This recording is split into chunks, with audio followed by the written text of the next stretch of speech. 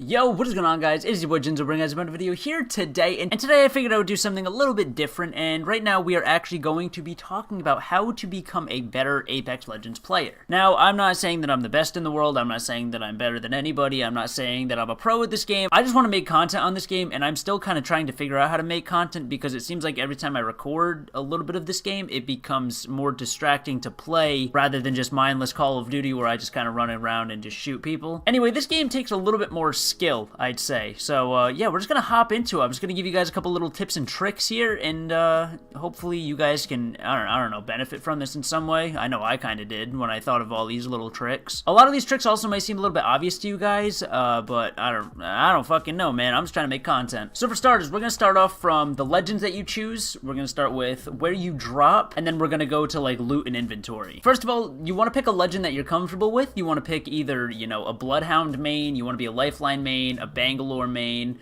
a Gibraltar main, shit like that, whatever legend that you're comfortable with or you think you have the best chance, I guess, at using the ability to your advantage or your team's advantage. You want to main a character that you're obviously going to be good with. I comfortably like to have a Bloodhound and a Lifeline main on my team, at least. I know I'm a Bloodhound, so having a Lifeline is really, really key. I mean, this doesn't really have to do with you guys individually being a better player, but if you guys are a Lifeline main, just know you are needed. And we want to talk about landing spots. If you're not the jump master, you want to at least suggest to the jump master places to land, and the places that I think are best to land are the places on the outskirts of the map. You want to land like swamps, kind of in like the little villages off to the side, just places that a lot of people won't be, and then you at least have a chance to get some good loot, and then you can also kind of migrate yourselves to other parts of the map just to kind of find even better loot, especially if you find unopened chests and shit like that. It always works out better just to go somewhere where there aren't a lot of people. Also, I would say pay attention to the people that are dropping. You can actually look around you while you're dropping to see if there's anybody that's landing in your area. So that's also a big one, just dropping anywhere, and just obviously the loot spawns randomly every game, so it's kind of hard for that to play a role in this, but you just want to land places that not a lot of people go or just not a popular pick. I'm going to talk about mobility, and this one I'm really kind of going to touch on really quick, because if you guys have played the game, obviously you guys know sliding downhill is going to probably be the most optimal way to get around in this game. Kind of self-explanatory. Obviously it just maximizes your distance you can get over a very short amount of time, so it's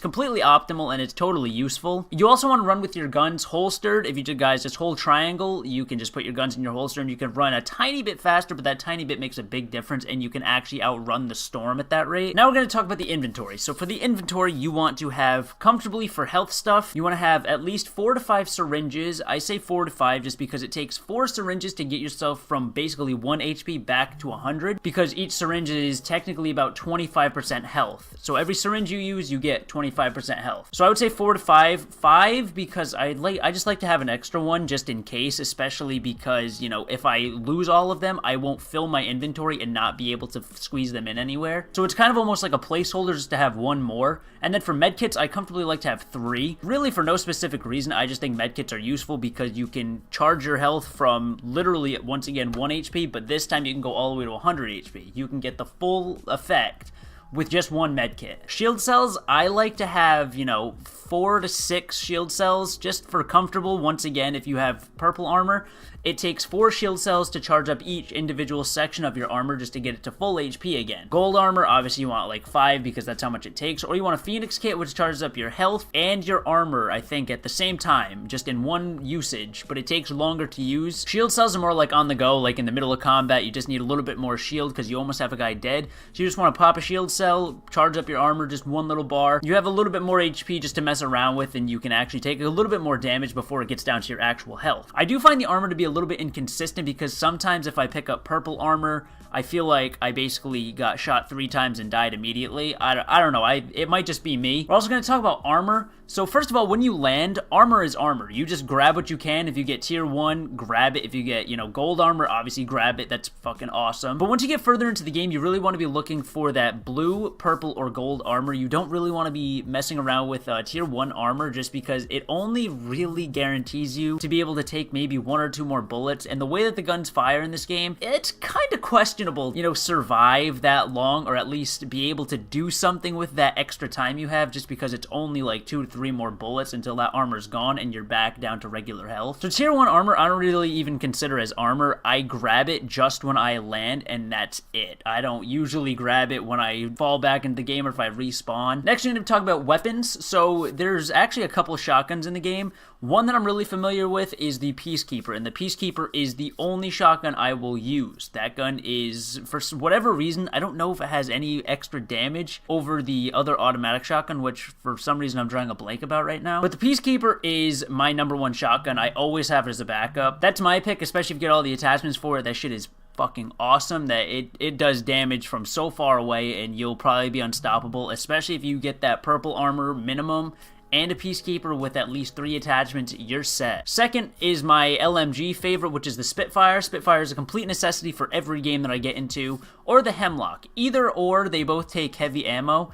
I don't like to have them both at the same time because they're both heavy weapons, and I like to at least have a shotgun secondary, which I recommend having a shotgun secondary just for the close quarter battles, especially if you get somebody down, you know, a certain amount of HP, and then you need to reload your primary gun. You just kind of whip out your shotgun, shoot them twice, and they're done. Next up, obviously I already said it, the assault rifles. I would say the Hemlock. Hemlock is the best gun in the game by far. I don't fuck with any energy weapons. I don't really mess around with many of the subs either, but I would definitely say Hemlock, Spitfire, and Peacekeeper, 3 best guns in the game. Always usually choose the Spitfire just because more ammo, less recoil, fully automatic. The Hemlock is not fully automatic. Passive-aggressive playstyle in this game is definitely going to be a major help because, once again, like I said, it's like you don't want to be running straight through the field, or you don't want to be running face first into an enemy who already has cover. Passive-aggressive playstyle, hide a little bit, you know, let people kill each other before you kind of continue on. Communication and sticking together with your squad. Worst thing that can possibly happen in this game